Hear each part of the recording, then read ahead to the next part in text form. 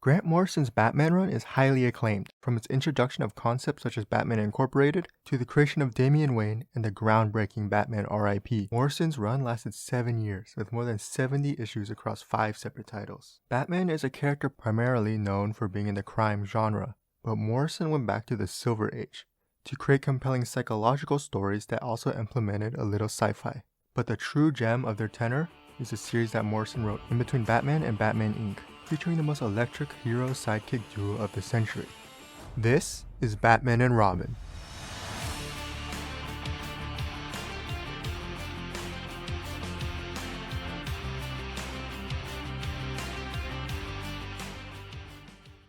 Bruce Wayne is dead, and so Dick Grayson, Nightwing, beat Jason Todd to take the mantle of the man who raised him.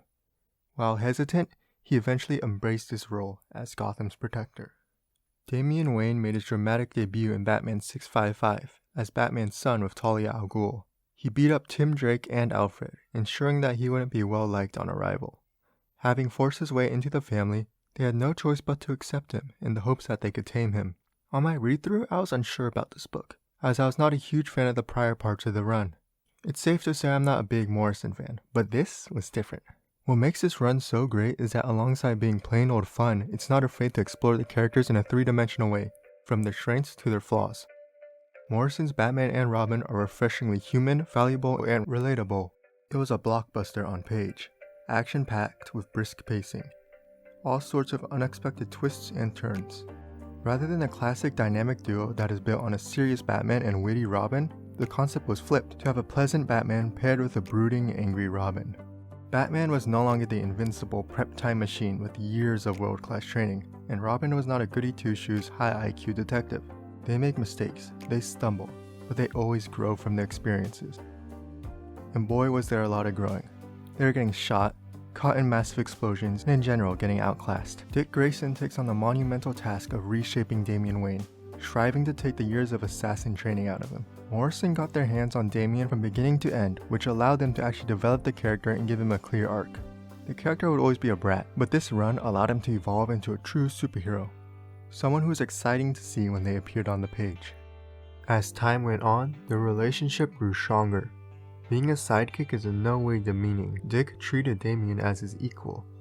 Yes, they're not brothers by blood, but they're brothers by another unbreakable bond. They became partners who trust each other, even though they have such stark differences. Batman always saw Nightwing as the best of him, someone who could be a better Batman because he does not have as many burdens, and in this run we saw how differently he operated. His conversations with his allies tended to be longer and more heartfelt. These conversations were part of team-ups with characters like Knight and Squire, Batwoman, and the mysterious Oberon. It was a blast to see them interact, especially with how well Morrison treats their own characters. Pretty much every character already has an extensive backstory with their own origins, gadgets, and villains, all inside Morrison's head that may never reach the page, but they still impact the story, with maybe a small mention here or an explanation to why a character behaves a certain way, giving them so many small pieces that make their world and character feel layered. The duo face eccentric villains such as Flamengo, the Red Hood and Scarlet, and the treacherous, disturbing Professor Pig. Each new villain was increasingly dangerous and brought high stakes to them.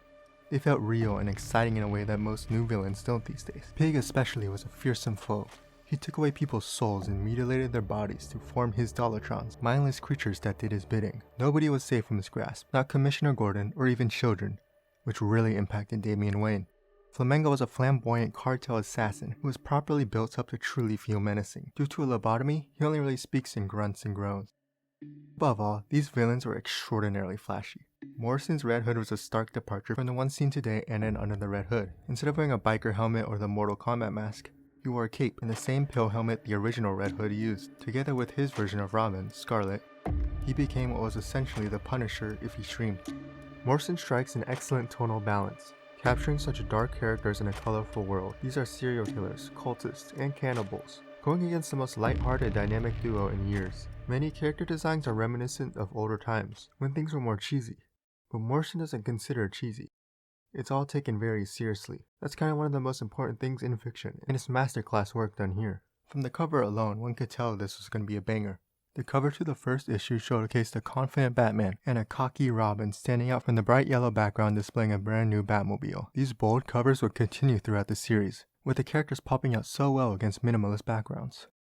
Like, just look at this stuff. This Purple Rain homage is also pretty neat, and this one is just a joy to look at for all us Damian haters. Artist Frank Quitely had previously worked with Morrison on books like All-Star Superman and X-Men, and here he was assigned to the first 3 issues and the covers. Quitely's lumpy art can be troublesome for some to get used to, but once again, it went against the trend by having characters appear more often in vibrant landscapes than moody shadows. Morrison let Quitely create much of the action on his own, which led to some brilliant results.